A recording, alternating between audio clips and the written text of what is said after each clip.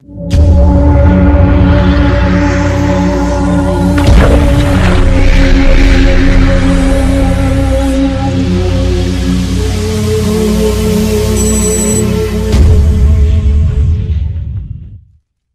à tous, c'est William pour Step by Step Tuto. Alors aujourd'hui, on se retrouve pour un petit tutoriel sur CCleaner, un logiciel de nettoyage.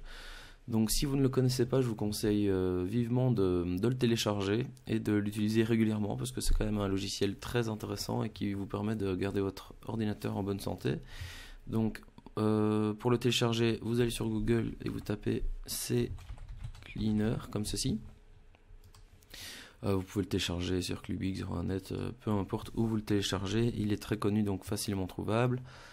Ça je vous laisse le télécharger et l'installer vous-même, il n'y a rien de spécial.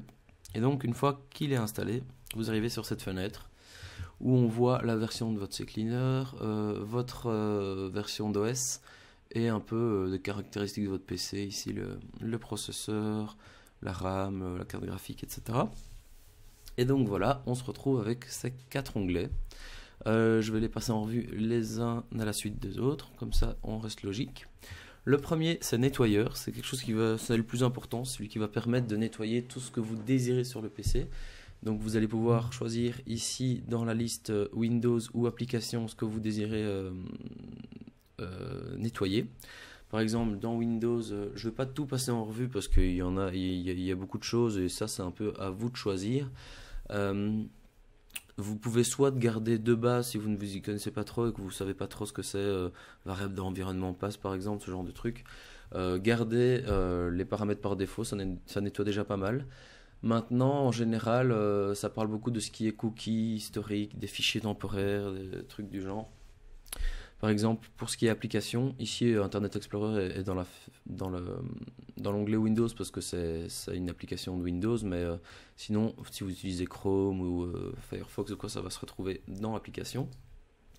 Donc les classiques, vous pouvez garder les cookies, les historiques, les fichiers temporaires, les adresses tapées récemment, etc. Donc les cookies, ce sont tout ce qui est mot de passe par exemple.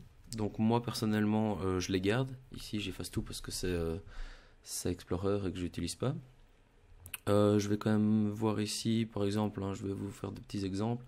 Dans l'explorateur Windows, donc ceci, vous pouvez aussi nettoyer des fichiers temporaires comme les documents récents, des listes, etc., le cache des vignettes, etc. Donc tout ça, moi je vous conseille de nettoyer régulièrement parce que ça garde en mémoire des trucs inutiles.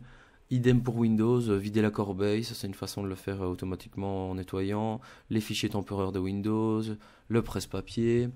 Il y a un truc, rapport d'erreur Windows, cochez-le. Donc à chaque fois que vous avez une erreur Windows, ils se mettent dans un rapport de Windows et ça peut vraiment prendre beaucoup de place. Par exemple, récemment j'ai fait un nettoyage alors que je le fais souvent. Et j'avais 400 mégas rien que de rapport d'erreur Windows. Voilà. Le cache DNS, c'est pour faire simple, c'est tout votre cache des adresses web que vous avez visitées récemment. Enfin bref, voilà. Ici, faites un peu le tri vous-même là-dedans. Seule chose importante, nettoyer l'espace libre. En fait, c'est pas que ça va formater le disque, l'espace libre qu'il y a sur vos disques durs. C'est plutôt qu'en fait, quand vous supprimez des fichiers, vous ne les voyez plus dans votre explorateur, vous ne les voyez plus sur votre ordinateur, mais au final, ils sont pas vraiment supprimés, ils sont juste en attente d'être réécrits au-dessus. Donc ça va vous permettre d'effacer complètement. Voilà, moi je l'utilise pas. N'utilisez surtout pas ça si vous travaillez sur un SSD. Voilà.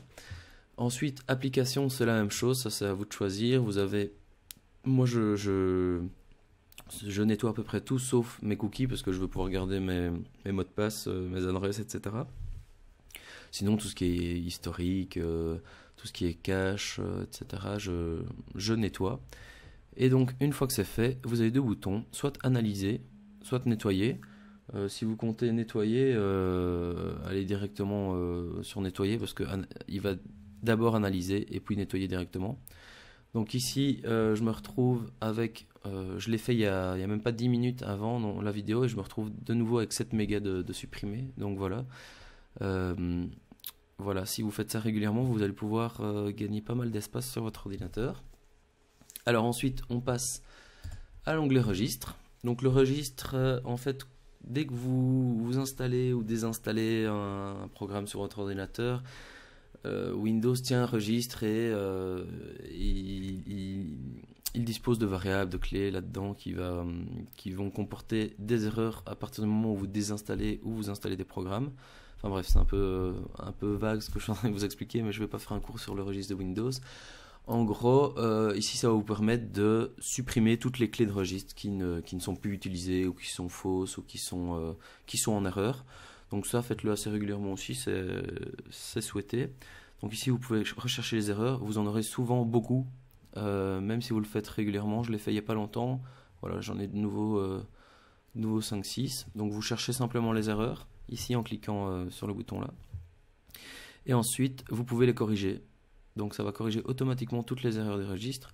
Ici, il vous demande si vous voulez sauvegarder au cas où les clés de registre qui vont être supprimées, etc. Choisissez non, ça n'a pas d'intérêt. Et là, vous pouvez soit corriger une erreur à la fois, il vous explique l'erreur en question, ou vous faites corriger toutes les erreurs sélectionnées. Et voilà, là, ça va un petit peu nettoyer tout ce qui ne va pas dans votre registre. Donc d'abord, on fait le nettoyage général, puis registre. Ensuite, les outils, on a des outils qui existent déjà dans Windows. Par exemple, désinstaller un programme. C'est exactement la même chose que quand vous allez dans panneau de config, désinstallation d'un programme. Voilà, c'est la même fenêtre. Donc ici, vous pouvez sélectionner un programme, le désinstaller, etc. Si vous allez nettoyer là-dedans de temps en temps des programmes que vous n'utilisez plus, allez après refaire... rechercher les erreurs du registre, hein, parce que évidemment si vous désinstallez un programme ça va recréer des erreurs dans votre registre, donc ça va faire en dernier lieu, j'ai envie de dire. Donc voilà, ici désinstallation de programme. Ensuite démarrer un menu qu'on a déjà vu dans un de mes tutos qui vient de msconfig. C'est la même chose. Voilà le menu choisir quels logiciels vont démarrer automatiquement au démarrage. Donc ça, si vous voulez, j'ai fait un tuto dédié à ceci. Donc là, vous décidez qu'est-ce qui démarre en même temps que Windows. Vous avez la même chose pour Internet Explorer, vos logiciels, navigation. Par exemple, maintenant, les Google Chrome, par exemple, a des modules. Vous pouvez aussi désactiver, effacer ou activer au démarrage de Chrome ceux qui se lancent, pardon. Et donc voilà, ici vous pouvez aussi gérer les tâches planifiées et le menu contextuel, voilà. FileFinder, c'est une recherche de fichiers dans votre ordinateur de façon assez précise. Vous pouvez mettre des options, etc. Restauration du système, c'est la même chose que les points de restauration de Windows. C'est exactement ça. Donc de temps en temps, Windows crée des points de restauration. Et donc, si vous avez un bug critique sur votre ordinateur, vous pouvez revenir à telle date, remettre votre ordinateur comme il était à telle date.